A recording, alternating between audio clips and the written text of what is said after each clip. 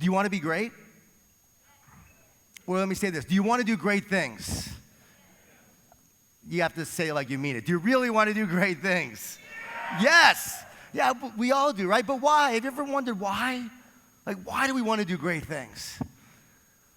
And it's because God put that in our heart and our soul. We were made in his likeness and image. We were never meant to be average.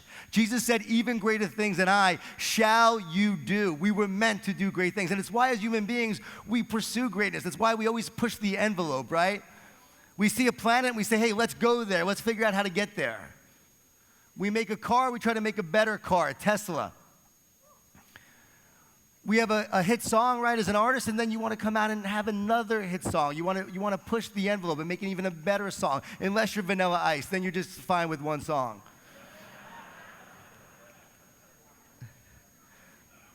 I work with a lot of sports teams, right? So you see these guys, and they're strong, and they're fast, and they work hard, but they always want to get better. They're always pushing the envelope to improve.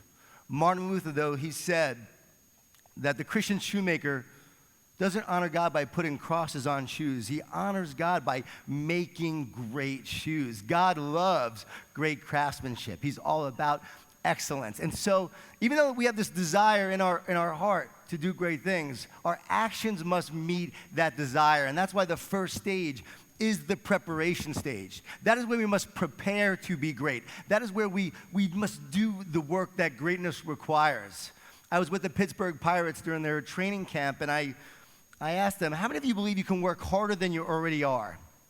And every guy raised their hand. The manager and coaches are like, what?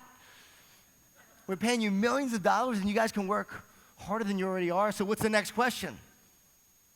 Why aren't you? Why aren't you doing it?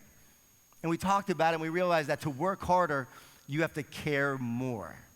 You have to care so much about your craft and what you're doing that everything else pales into comparison. Distractions are the enemy of greatness. Now, I know this is a group that already works hard, so that's really not the key message for you. I think the key message is to know that distractions, though, are the enemy of greatness and the work that we're here to do. And every day we show up, we have a choice. We can be a carpenter or a craftsman.